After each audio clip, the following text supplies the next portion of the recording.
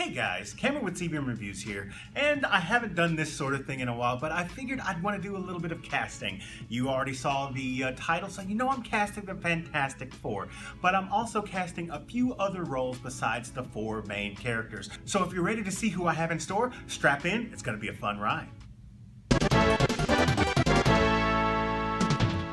Before we dive right in, I want to thank you guys for clicking this video. It means a whole lot to me that you're interested to see who I've got in store. If you would do me a huge favor, click on that thumbs up button. It helps the visibility on my channel. And if you're a fan of this sort of thing, or comic book movie reviews, or even con footage, please hit that subscribe button. Last but certainly not least, if you want to know as soon as I put anything on this channel, click that notification bell. You'll know as soon as anything gets uploaded.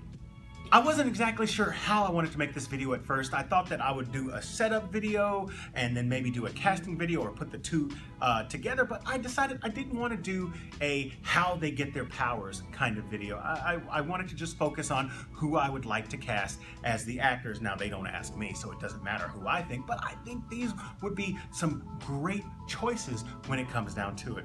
First and foremost, let's go ahead and get the fantastic part out of the way. Mr. Fantastic, Reed Richards. Who would I think would make the perfect Reed Richards? And I stated this earlier in a video that I made last year. John Krasinski would make an excellent Reed Richards. You know him from The Office. You know him from A Quiet Place. He looks the part. He wants to be in an MCU, and this would be a perfect vehicle for him to get in. Next on the casting list is the Invisible Woman. Who do I choose to cast as Sue Storm? Once again, as I've said before, I think Emily Blunt would be a perfect choice for this character. She's been in Edge of Tomorrow, and she was also in A Quiet Place with John Krasinski, so the chemistry is there. I think that they would pair off magnificently, and I really don't think that they should look any further for the character. I think that Sue Storm has to be a very courageous and very strong presence, and Emily Blunt does that great. We're ready to go to the next character, and this one is the Human Torch, Sue Storm's little brother, Johnny Storm. And this one is different, because with the first two that I did, there is a huge fan base that wants those two to get the part. Human Torch and The Thing don't really have that big fan base, so I kind of had the doors wide open. Who should I choose for this character? And my choice was Ansel Elgort. You may know him from The Fault in Our Stars, or you may know him as the badass driver in Baby Driver, one of my favorite movies. I think he can act this out really well. I think he's got a good look, and I think that between him and Tom Holland, they would have a good pairing off, because Human Torch doesn't just act with the Fantastic Four, but he's got a really close relationship with Spider-Man as well. And I think Ansel would do this great. And the last one on the list is The Thing, Ben Grimm. It's clobbering time. Who do I want to cast as Ben Grimm? And this one was tough. I was looking online trying to see if there was anybody better than my primary choice. Of course, there were a lot of people that said The Rock, playing the man made of rocks. And I said, thanks, but no thanks, because I want there to be a good Ben Grimm there.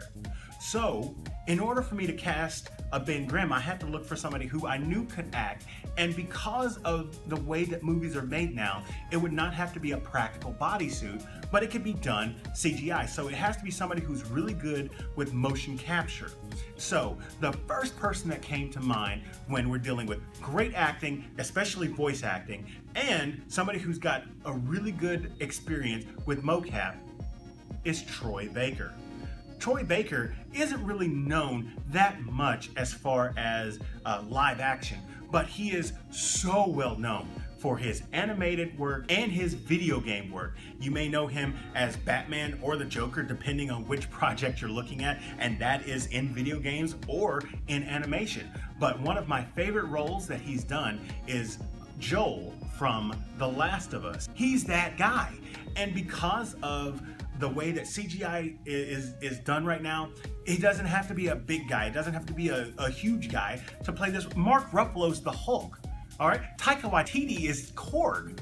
You don't have to have a big, giant, muscly guy or somebody who already looks like the Thing before you add any kind of practical effects. Troy is an amazing choice for this role. That's why I elevated him above everybody else on this list. He's my number one guy. Next, I want to hit some peripheral characters. I want to talk about some characters that would be a good supporting cast. And the first one I want to talk about is Dr. Franklin Storm. This is going to be Sue and Johnny's father. He was played by Reggie Cathy in the last Fan Four Stick. And I like Reggie, but I didn't feel the character was done right. So I want to pick somebody who's older and who is just overwhelming with charm. Somebody who can play a smart guy, but I was thinking about it, and so it had to be somebody older. I don't know if this person would have several movies in them, but I was like, I'm feeling Richard Gere. Now, he's definitely on the older side, but I felt like if you're gonna have somebody who's a doctor, maybe they waited a little bit later in life to start having kids. And so with Richard Gere, that age would make sense. If you're unfamiliar with Richard Gere, he was in Pretty Woman, he was in Chicago. He's very much a very classic staple in today's Hollywood. He's been in some very iconic movies. I think that he would do well.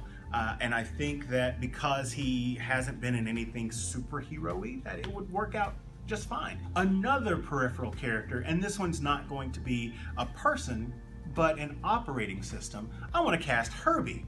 And yes, I understand the history behind Herbie, but they could introduce Herbie here as an operating system in the same way that Tony Stark had Jarvis. I didn't want to cast anybody that was a superstar actor, at least live action. I wanted to look more towards voice actors that could kill it. I wanted to pick somebody who also is a veteran, somebody who is very much looked up to in their field, and that person is Maurice LaMarche. And the reason why I went for Maurice LaMarche, I literally went for one reason. It's not because he played the Brain in Pinky and the Brain. It's not because he played so many characters in Futurama like Calculon and Hedonism Bot and Morbo. It was because he did the voice of Victor Freeze in the Arkham series. And the thing that's nuts about it is because they did add a little bit of a robotic effect whenever they were mixing things, but it's mostly him. And because he's able to do that, I think that he would be a good choice for Herbie. And last, but certainly not least, for this Fantastic Four cast, you gotta have a villain. But we ain't casting Dr. Doom. Yes, I've done a Dr. Doom casting video, but I don't want Dr. Doom to be the first villain that the Fantastic Four go after.